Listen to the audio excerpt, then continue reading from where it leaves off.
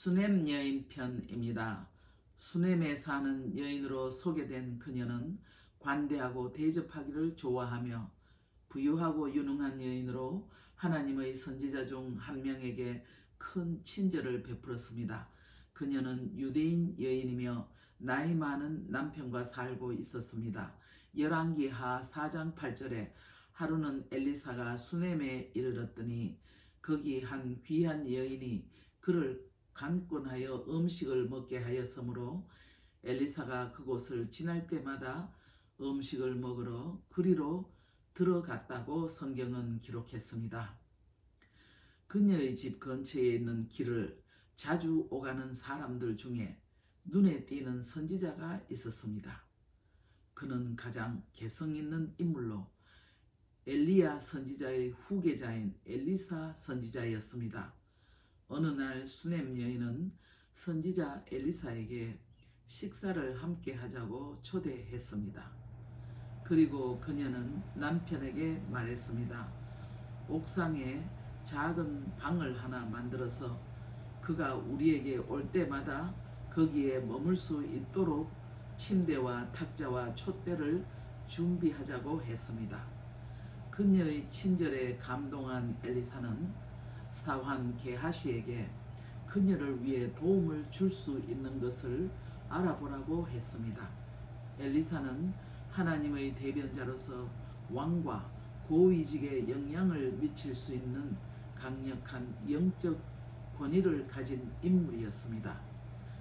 그는 여인에게 궁중의 혜택을 받을 수 있도록 해줄 테니 구할 것이 있느냐고 물었습니다.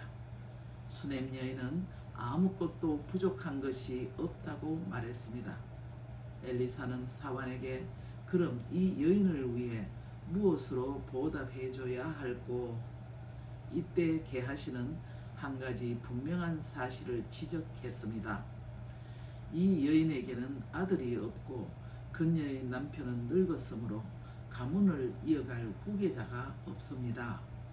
사환의 말을 듣고 엘리사는 그 여인을 불러서 놀라운 약속을 했습니다.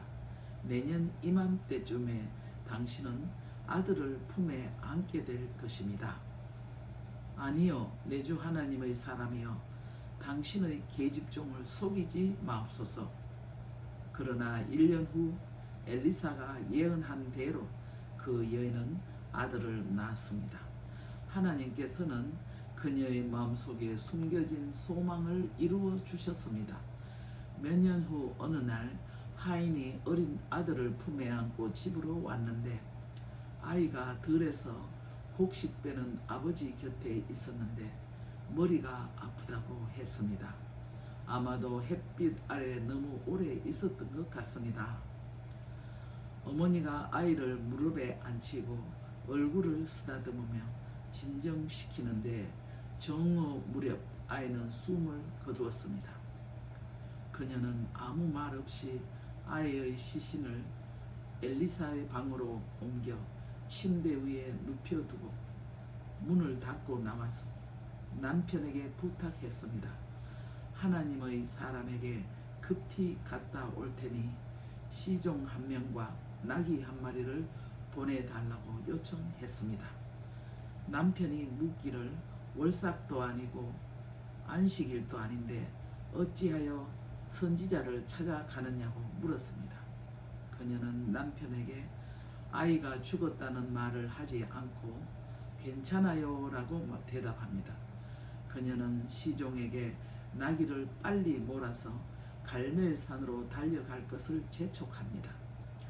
그 당시 수넴은 무깃도 남쪽 지점에 있었으므로 갈멜산까지는 25마일, 약 100리 길이었습니다.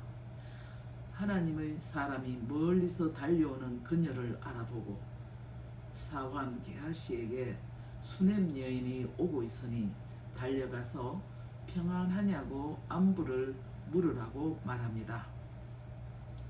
게하시가 마주 달려가서 당신은 평안한가요? 남편은 평안한가요? 아이는 평안한가? 라는 물음에 그녀는 괜찮아요 라고 게하시에게 대답합니다. 그녀가 산에 이르러 엘리사의 발을 안으며 소리쳤습니다. 왕하 4장 28절에 여인이 가로되 내가 내 주께 아들을 구했습니까? 나를 속이지 말라고 하지 않았습니까? 선지자는 즉시 게하시에게 지시했습니다. 나의 지팡이를 손에 들고 달려가라. 누구를 만나거든 인사하지 말고 누가 내게 인사하더라도 대답하지 말라. 나의 지팡이를 그 아이의 얼굴에 얹으라고 명하여 보냈습니다.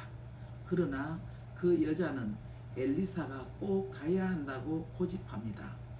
30절에 아이의 어머니가 이르되 여호와께서 살아계심과 당신의 영혼이 살아계심을 두고 맹세하노니 내가 당신을 떠나지 아니하리이다. 엘리사가 일어나 여인을 따라갑니다.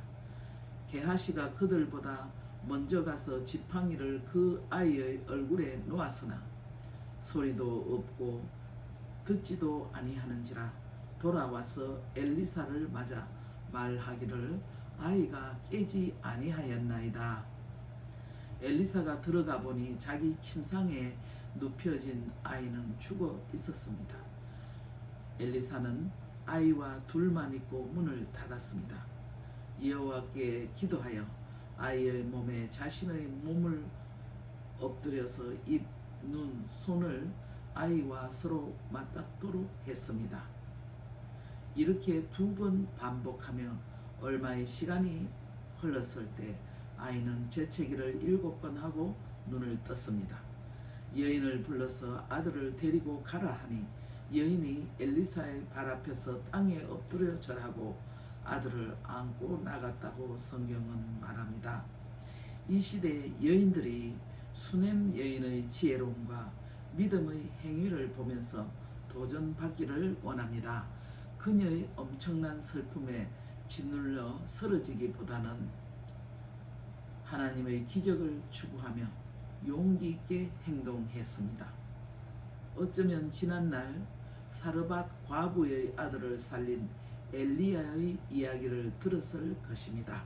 수넴 여인은 가장 절망적인 상황에서도 희망이 있다는 것을 알았습니다. 그녀는 아이를 낳지 못할 때 아들을 약속받았고 어린 아들이 죽어서 엘리사의 침상에 누워 있음에도 불구하고 하나님의 약속을 굳건히 믿었습니다. 그녀는 하나님께서 자신의 아이도 살려주실 것을 믿었습니다. 세상이 무너져 내리는 것처럼 느껴질 때에 괜찮아요 그런 마음의 표현을 할 수 있을까요? 아마도 쉽지 않을 것입니다.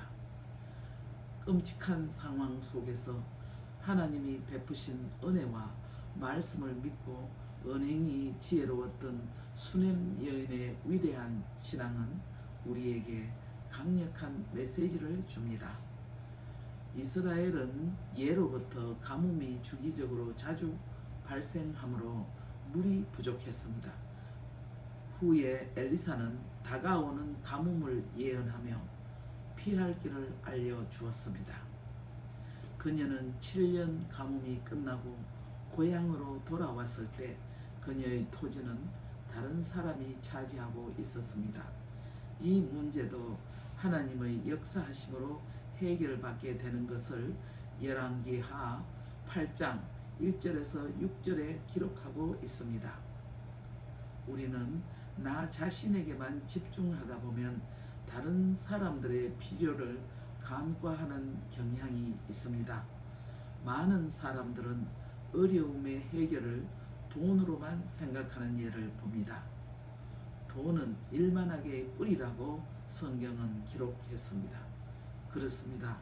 돈은 도움을 주기보다는 관계를 악화시키는 예가 많습니다. 돈을 접시에 물처럼 쓴다면 오히려 갈증을 유발하지만 적절한 곳에 도구로 쓰일 때 돈의 가치는 빛나게 됩니다. 가장 도움이 필요한 사람들에게 정의를 실현하기 위해 노력하는 단체나 사역에 정기적으로 기도와 은사 활동으로 에너지를 기부해 보세요. 좁은 세상 틀에서 벗어나 누군가의 필요를 위하여 주님의 사랑을 보여줄 방법을 찾을 수 있도록 간구합니다. 오직 너희 하나님 여호와를 경외하라. 그가 너희를 모든 원수의 손에서 건져내리라. 열왕기하 17장 39절 말씀입니다.